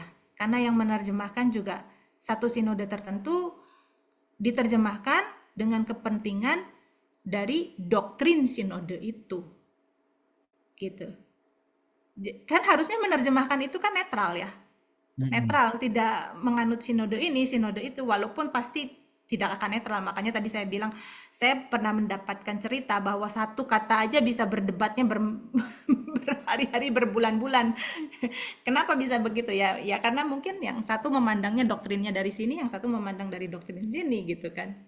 Bisa jadi seperti itu. Contoh, saya kasih contoh. Misalnya gini, di dalam Alkitab itu pernah baca nggak ada Yudas itu misalnya disebut bahwa dia adalah yang ditentukan untuk binasa. Terjemahannya seperti itu. Tidak ada yang binasa selain dari yang ditentukan untuk binasa. Tapi kalau kita lihat bahasa aslinya, sebetulnya tidak ada kata yang ditentukan untuk binasa. Tetapi bahasa aslinya sebetulnya kalau mau diterjemahkan tanpa ada masuk doktrin tertentu, sebetulnya artinya adalah anak kebinasaan. Gitu. Kenapa kok ada kata ditentukan? Padahal di dalam bahasa asli tidak ada kata ditentukan. Pastilah yang menerjemahkan itu dari yang memiliki doktrin predestinasi. Gitu. Jadi alangkah lebih kayanya kita kalau kita membandingkan dengan terjemahan-terjemahan lain. Kalau kita nggak ngerti bahasa Ibrani, bahasa Yunani, it's okay. Walaupun sekarang banyak aplikasi yang memudahkan kita untuk membaca bahasa Ibrani dan Yunani langsung, misalnya interlinear di dalam berbagai aplikasi seperti yang tadi saya download secara free dari website secara free. Itu ada bahasa Ibraninya, ada bahasa Yunaninya. Misalnya Bible Hub bisa lihat bahasa aslinya, bahasa Yunaninya, interlinearnya, dan berbagai terjemahan lainnya. Itu bisa dibuka di internet. Oke. Nah, akhir-akhir ini juga kan cukup banyak pendeta yang akhirnya atau pengkhotbah lah, akhirnya belajar sekolah Alkitab langsung ke Israel untuk mempelajari dari bahasa aslinya kan. Nah, tapi justru ternyata waktu mereka mempraktekkan dalam berkhotbah, mereka memiliki pengertian yang lain dari terjemahan yang dikeluarkan oleh LAI. Atau mungkin bahkan memberikan kritik-kritik atau masukan dari terjemahan yang dikeluarkan LAI. Nah, menurut Anda itu bisa dibilang kita bisa boleh mempercayai sebagai sebuah kebenaran atau gimana Anda? It's okay untuk kritik karena gini, saya katakan tadi, di dalam penerjemahan pastilah di situ ada presuposisi dari si cara standing position atau cara pandang dari si penerjemahnya itu sendiri. Doktrin yang dia pahami pastilah mempengaruhi dia menerjemahkan. Jadi it's okay untuk mengkritik suatu penerjemahan. Itu ya, it's okay. Nah, namun pastikan bahwa si pengkritik ini memiliki kapabilitas, memiliki ya kemampuan yang memang mumpuni gitu. Ya, jangan asal kritik gitu, jangan asal ya nggak setuju, terus nggak ngerti bahasa asli, nggak punya pendidikan yang baik gitu, lalu asal mengkritik gitu ya. It's okay, kalau buat saya sih seperti itu. Apakah ada indikator ya Kak, kalau buat Anda untuk kredibilitas atau kapabilitas dari seorang Penerjemah. Dari seorang penerjemah indikatornya pastilah dia yang pertama ya sekolahnya ya. Jangan sampai misalnya saya akui saya bukan seorang ahli biblika. Saya lebih tertarik kepada hal-hal yang praktika dan sistematika. Ya. Jadi untuk bahasa asli saya nggak jago gitu ya. Saya saya bisa baca lah, saya bisa ngerti, bisa paham gitu ya. Tapi untuk memecah itu ya, memparsing kayak begitu, itu kesulitan buat saya. Nah, kenapa? Karena latar belakang S1 saya itu psikologi, kemudian barulah saya melanjutkan teologi. Gitu. Nah, kalau orang-orang yang ahli biblika, biasanya dia betul-betul mendalami dan dari sekolah yang bagus juga, gitu ya. Kita tahu bahwa di Indonesia banyak sekolah-sekolah yang ya udahlah pokoknya asal lulus S1 gitu kan ya. Nah, dari sekolah-sekolah yang kredibel, contoh misalnya gini, ahli mesin, saya bukan mendiskreditkan satu perguruan tinggi ya.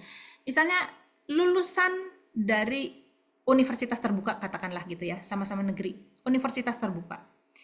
Universitas terbuka lulusan misalnya akuntansi. Dengan misalnya lulusan akuntansi dari UGM atau UI. Mana sih yang bisa lebih kredibel dengan IPK yang sama gitu ya? Dengan IPK misalnya 3,5 gitu. Mana sih?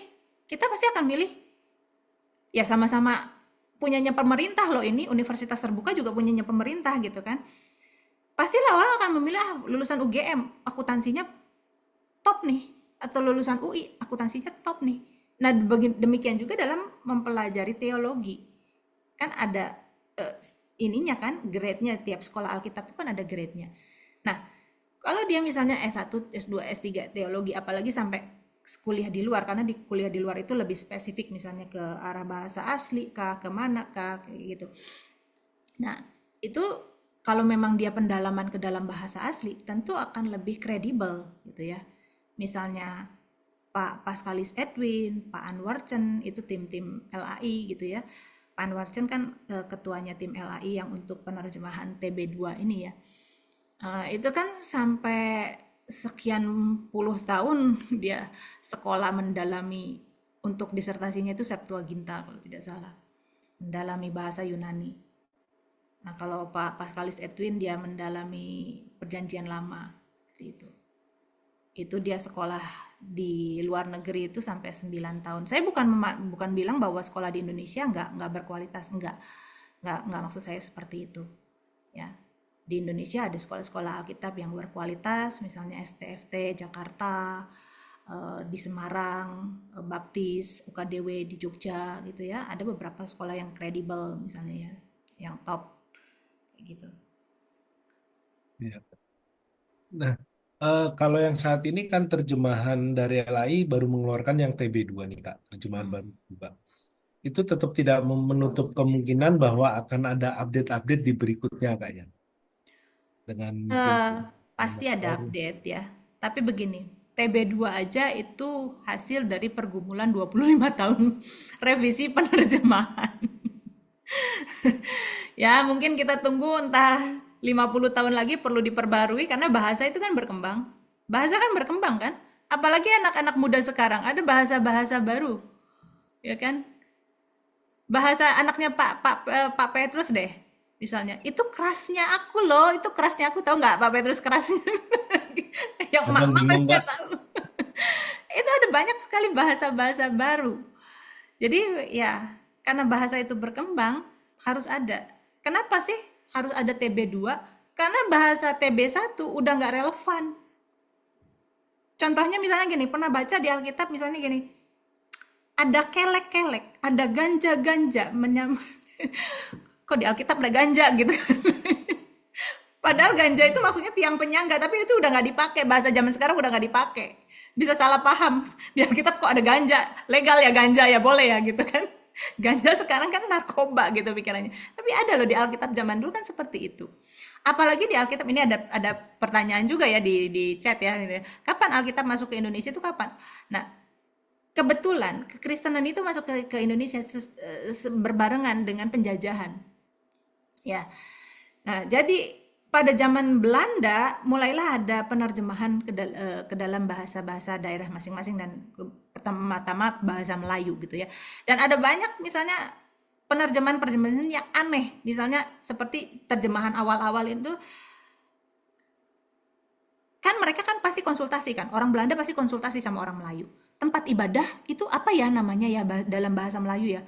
Mereka pikir ya masjid gitu. Mereka pikir tempat ibadah apa? Musola, masjid, ya masjid, tempat ibadah. Orang Belanda nggak ngerti kalau masjid itu tempat ibadah khusus agama Islam. Maka waktu orang Belanda menerjemahkan, Yesus masuk ke masjid, padahal Yesus masuk ke bait suci gitu maksudnya. Ada penerjemahan seperti itu. Nah, kemudian misalnya kayak begini lagi misalnya ya. Sakeus ada naik ke pohon kurma.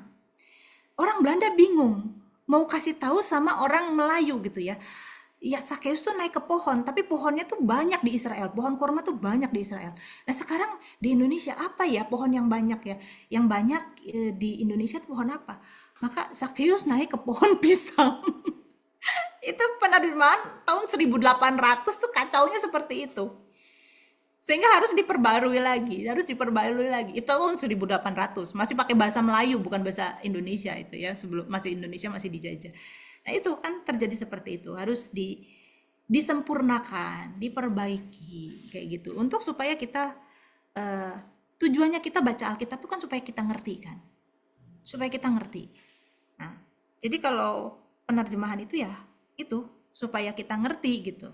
Nah, tapi artinya karena orang Belanda ini nggak ngerti konteks budayanya Indonesia, yang nerjemahin ini nggak ngerti konteks budayanya Indonesia, karena yang nerjemahin orang bule yang datang, akhirnya jadi salah menerjemahkannya, tidak sesuai dengan konteks budaya.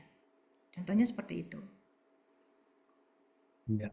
Jadi lebih mengikuti perkembangan budayanya Kak ya, budaya Iya, bahasa, supaya ditangkap. nah, lebih relevan. Iya, relevan, ditangkap, dipahami, kan tujuannya itu. Firman Tuhan, Tuhan itu kan berfirman, menyampaikan firman-Nya, memberikan firman-Nya kepada kita supaya apa sih? Supaya kita ngerti dan dilakukan. Lah, sekarang gimana kita ngelakukan kalau kita nggak ngerti gitu?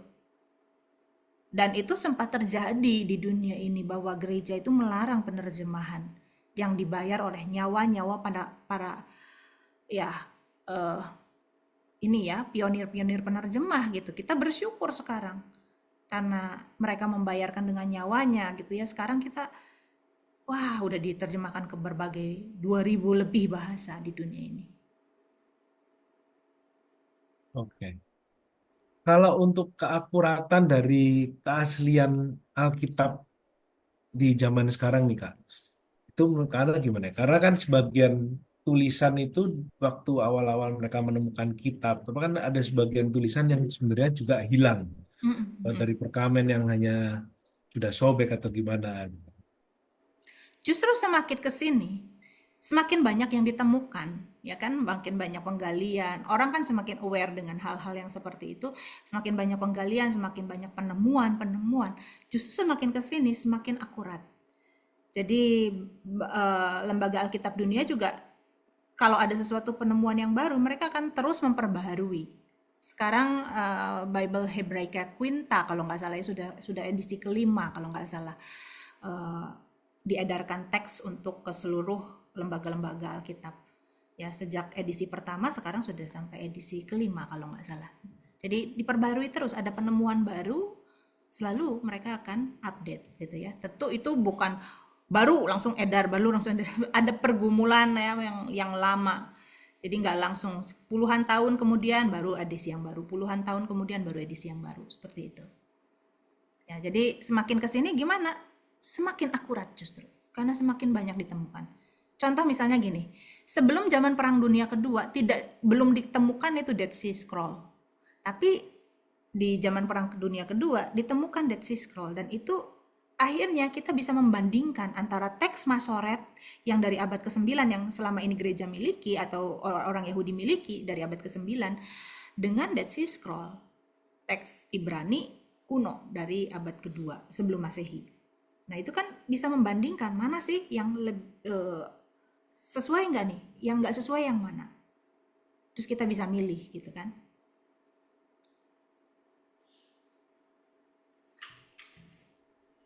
Kalau menurut Kak Ana nih, lebih baik mana ya? Kita mendengar pemahaman Alkitab yang benar dari hamba Tuhan atau dari pendeta atau kita mengikuti seminar atau dengan kita membaca Alkitab sendiri, tapi ada besar kemungkinan kita akan salah memahami juga. Dua-duanya, Dua-duanya. dua-duanya Harusnya ya. jalan paralel Kak ya. Jadi gini, pertama orang-orang yang mengajar, misalnya ya, katakanlah itu pendeta-pendeta. Kalau di sini di ICI ini ada Ibu Heni, ada Pak Jojo, itu tentu mereka bisa mengajar, bisa sampai ajarannya. Kenapa sih pengikutnya banyak? Pasti itu kan memberkati banyak orang, ya kan? Sampai pengikutnya sampai banyak, ya. Katakanlah pendeta-pendeta lain gitu ya, yang di luar sana, entah itu Pak Niko, Pak Erastus, Pak Gilbert, itu kan banyak pengikutnya. Nah, kenapa sih mereka mengikuti tokoh-tokoh ini? Ibu, ibu siapa itu yang rambutnya pendek itu? Debbie Bashir gitu kan, itu pengikutnya banyak ya kan. Kenapa sih orang-orang mengikuti para pendeta ini? Tentu karena apa yang disampaikan itu kena, mengubahkan, memberkati, ya kan? Nah, dengan kita mendengarkan orang-orang yang sudah mendalami Alkitab, menghidupi, bahkan diurapi Tuhan dan terberkati dengan khotbah mereka, itu kan membuat iman kita bertumbuh. Nah, tetapi tidak cukup sampai di situ saja. Tuhan ingin berurusan kita secara pribadi. Melalui apa? Kita perlu berdoa. Kita perlu merenungkan firman Tuhan secara pribadi juga. Ya. Nah, dengan berdoa, dengan merenungkan secara pribadi, Tuhan juga bisa kok bicara dengan kita, gitu. Ya. Tapi tentu kita tidak ya udah nggak usah dengerin siapa-siapa lagi, langsung belajar langsung dari Roh Kudus. Kadang kala gini, kalau hati udah bener nih ya, tapi pikiran nggak bener, pikiran bisa disesatkan iblis. Maksudnya gini, hati kita haus dan lapar akan Tuhan, hati kita rindu, kita baca Alkitab, hati kita udah bener kan? Tapi pikiran kita nggak diisi dengan cara menafsir yang benar, dengan cara membaca Alkitab yang benar. Kita nggak pernah belajar, kita nggak pernah ikut pemahaman Alkitab, pendalaman Alkitab. Pikiran kita disusupi iblis, disalah mengertikan sama iblis. Nah, itu bahayanya. Atau misalnya gini, pikiran kita benar, kita udah belajar, kita udah pendalaman Alkitab, wah udah penuh pikiran kita, udah benar, udah lurus. Tapi masalahnya hati kita nggak pernah punya hubungan dengan Tuhan. Nggak punya waktu pribadi dengan Tuhan. Hati kita ini bisa diselewengkan sama iblis. Jadi harus sinkron dua-duanya. Jangan cuma ngisi ini aja, jangan cuma mendalami spiritualitas aja, hati aja. Dua-dua, spiritualitas dan nalar. Kasihilah Tuhan Allahmu dengan segenap hati, segenap akal budi, dan segenap kekuatan. Harus satu paket.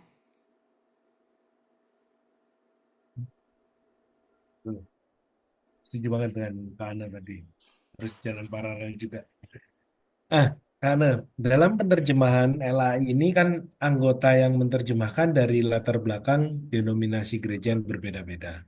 Tapi apakah ada kecenderungan sepertinya LAI punya kecenderungan dengan predestinasi? Eh, Ini gimana? Tadi ya seperti yang saya katakan ya. Jadi ada ayat-ayat yang untuk menerjemahkan satu kata itu mereka perlu perdebatan, perlu pergumulan dan lain sebagainya. Dan tentu mungkin nanti ada persetujuan bersama yang harus diambil gitu kan. Bukan berarti ada kecenderungan predestinasi. Ada ayat-ayat memang yang saya tidak setuju ini terjemahkan seperti itu. Gitu. Ya, tapi kalau saya dibilang wah semuanya kecenderungan ke sana, saya bilang enggak juga sih kayak gitu ya. Tapi dalam misalnya perdebatan kan mungkin oh yang ini oke lah sepakat sama yang A, oh yang ini oke lah sepakat sama yang B, bisa jadi seperti itu. Enggak semuanya harus sepakat sama si A gitu kan, karena kan ini diskusi akademis. Hmm. Yang pasti ketika itu sudah dibukukan, itu sudah disepakati bersama oleh Iya, mereka. pasti, pasti. Iya. Makanya 25 tahun itu perdebatannya. Bisa-bisa bahkan sudah ada yang ganti generasi Kak sebenarnya Kak. Mungkin ya. Oke. Nah, kayaknya ada pertanyaan juga. Kita ini kan sebenarnya, apalagi dengan perkembangan zaman ya, kita seperti saat ini kita ikut Bible Study, atau bahkan banyak gereja juga yang memberikan seminar, bukan hanya gereja, bahkan mungkin LAI juga memberikan seminar-seminar tentang pemahaman Alkitab. Nah, sehingga akhirnya dengan pemahaman yang kita punya, pengetahuan dan pengertian yang kita punya juga, ketika kita bertemu dengan pembicara atau pengkhotbah yang menurut kita menyampaikannya atau menafsirkan tidak sesuai nih dengan maksud dari Banyak. Alkitab. Nah, itu sebaiknya sikap kita gimana kan? Ya, gini. Kalau itu adalah eh, istilahnya tuh pengkhotbah tetap atau gembala gitu ya di gerejamu ya, dan engkau berpikir bahwa ajarannya udah ngawur, ya lebih baik pindah gitu ke tempat yang kamu bisa bertumbuh, engkau bisa, kecuali di situ engkau bisa memberikan sumbangsih. Dalam arti misalnya engkau dipercayakan posisi tertentu, bisa mengajar jemaat, bisa meluruskan ajaran-ajaran. Tapi kalau enggak, ya daripada pusing, daripada mumet dan nggak bertumbuh, jengkel-jengkel sendiri, ya pindahlah ke tempat lain. Tapi kalau itu misalnya pengkhotbah tamu, ya sudahlah gitu ya. Ya kasih masukan, Pak, ini Pak Gembala jangan, tolong dong itu agak ngawur loh gitu pengkhotbahnya, tolong jangan diundang lagi. Mungkin kita bisa kasih masukan seperti itu. Tapi tentu kita tidak mengkoreksi secara frontal. Kita punya yang namanya etika dalam bermasyarakat, etika dalam bergereja ya. Misalnya orang lagi khotbah, interupsi salah gitu ya. Begitu kan tidak beretika gitu kan ya. Ya, kalau misalnya kita punya otoritas di gereja itu, misalnya si pengkhotbahnya sudah pergi, kita bisa luruskan gitu ya. Seperti itu. Ya. Jangan di tengah-tengah khotbah tiba-tiba berdiri, bisa kacau ibadahnya nanti. Kayak kayak ini ya, kayak rapatnya DPR ya, kadang-kadang rame ya. Interupsi. Di sana interupsi, sini interupsi. Tapi ada juga yang tidur. Dan tujuannya bukan untuk menghakimi, apalagi mempermalukan hamba Tuhan. Iya. Tujuannya untuk mengkoreksi jemaat, untuk mendidik jemaat ya. Oke, ini pertanyaan yang di slide itu sebenarnya sudah habis. Ini pertemuan terakhir kita, mungkin ada berapa menit ke depan kita kasihlah satu pertanyaan khusus mungkin dari peserta ada yang mau langsung bertanya kepada Kak Ana sebelum kita tutup pertemuan terakhir kita di tahun ini. Boleh Kak Ana ya, satu pertanyaan. Boleh, silakan. Silakan dari Bapak Ibu atau teman-teman yang mau bertanya Asal langsung. jangan nanya karena boleh nggak minjem 100 gitu.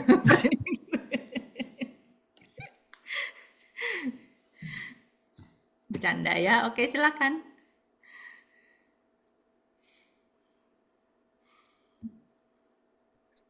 Karena mau tanya tanda kurung dalam Alkitab. Ya. Kalau kita lihat di ini ya.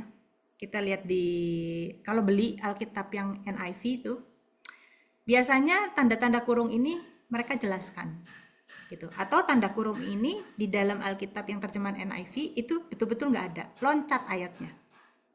Nah, jadi tanda-tanda kurung ini memang dikasih tanda kurung untuk memperjelas bahwa di teks-teks yang lain ini nggak ada, gitu. Jadi kenapa sih ada ditambahkan itu? Yang menambahkan adalah para penyalin Alkitab yang kemudian. Maksud nambahin itu bukan ngaco ya, bukan untuk nambah-nambahin, enggak, tapi untuk memperjelas. Karena tadi saya katakan, teks-teks yang lebih tua itu lebih rumit untuk dipahami. Kadang-kadang karena singkat jadi kurang jelas. Ya. Karena singkat jadi kurang jelas. Coba kalau misalnya kita kasih pesan sama seseorang, singkat pesannya. Kadang-kadang ini maksudnya apa ya? Akhirnya kita tanya lagi kan, konfirmasi. Ini maksudnya apa sih begini? Oh, maksudnya gini gini gini, dijelaskan lebih panjang. Nah, jadi teks-teks yang lebih panjang itu adalah teks-teks yang lebih kemudian. Nah, tetapi untuk apa sih, untuk menandakan bahwa ini memang bukan dikutip langsung gitu ya secara kutipan yang aslinya gitu, maka diberilah tanda kurung untuk menjelaskan bahwa ini adalah penjelasan begitu. Nah, orang Yahudi ketika menerjemahkan Alkitab, menyalin Alkitab, bukan menerjemahkan. Orang Yahudi ketika menyalin teks-teks Alkitab, mereka biasa melakukan seperti itu. Tetapi catatan pinggir, bukan di tengah-tengah ayat. Nah, itu yang namanya teks masoret. Orang-orang apa itu yang soferim ini menaruh catatan-catatan di pinggir. Oh, ini cara bacanya begini. Oh, ini artinya begini. Oh, ini dibaca begini. Oh, ini maksudnya ini. Itu catatan di pinggir.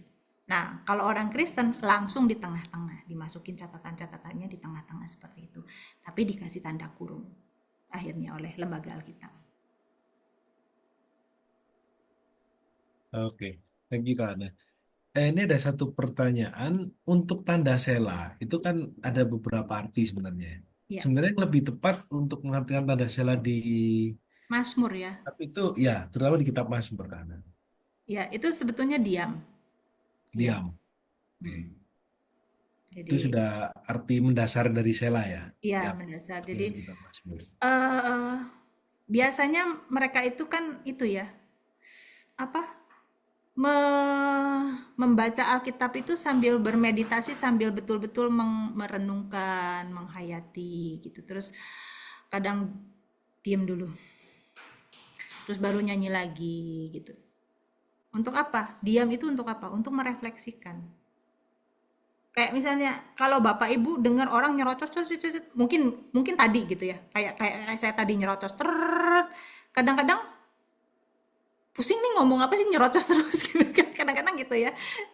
Jadi diam pelan-pelan itu lebih masuk justru. Ya. Jadi mungkin bisa dipakai juga waktu kita membaca dari kitab Mazmur itu begitu ada tanda sela kita mengikuti berdiam sejenak untuk merenungkan dari ayat yang kita baru baca itu karena sebenarnya ya. Boleh seperti itu. Ya seharusnya kalau baca Alkitab harusnya pelan-pelan ya, jangan kejar tayang ya. Kita punya program misalnya 1 tahun habis Alkitab sehari 5 pasal. Wah ngebut tanpa di ini gitu, tanpa dipahami gitu. Seringkali pembacaan Alkitab kan seperti itu, kejar tayang. Iya, oke. Ah, ini ada satu pertanyaan sebenarnya agak out of topic sih. Ini pembacaan dari penulisan dari kitab agama lain. Sejarahnya tapi cuma karena apakah ada informasi tentang agama lain? Kitab Kalau kita agama punya lain. namanya kanonisasi, kalau agama lain ada yang namanya misalnya untuk Islam itu, saya kurang mengerti untuk Hindu dan Buddha, yang saya pelajari dulu itu agama Islam, itu ada yang namanya Jami Al-Quran. Itu seperti kanonisasi Alkitab, ya. Jadi sebetulnya mirip-mirip gitu ya. Jadi Alkitab kan tidak pernah ditulis, Musa itu secara langsung disuruh nulis kayak gimana gitu kan ya. Nah sebetulnya juga pada zamannya Nabi mereka, Nabi Muhammad itu hanya ada penghafal-penghafal Al-Quran. Dan seiring dengan peperangan, para penghafal ini kan akhirnya wafat. Nah, karena wafat, akhirnya banyak ayat-ayat yang hilang ya, seiring dengan wafatnya para penghafal itu. Nah, diperlukanlah untuk penulisan. Jadi setelah wafatnya Nabi Muhammad, maka barulah ada penulisan. Tidak ada perintah khusus untuk penulisan, tapi memang penulisan itu diperlukan untuk ya kepentingan itu gitu ya, banyak yang wafat dan lain sebagainya. Dan awal-awal penulisan itu ya medianya sama seperti yang kita ya, zaman dulu itu medianya sama, entah di batu, entah di tulang, entah di kulit, entah di mana kayak gitu kan.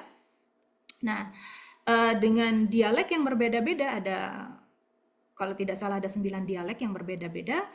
Nah, akhirnya seorang khalifah namanya Khalifah Abu Bakar, dia menentukan ada satu dialek yang sama gitu ya, satu dialek yang sama untuk pembacaan Al-Quran ini gitu ya, dan kemudian dia menghilangkan dialek-dialek yang lain, hanya menggunakan dialek yang satu ini saja. Ya kurang lebih seperti itulah kanonisasinya. Enggak. Kurang lebih garis besarnya lah. Ya.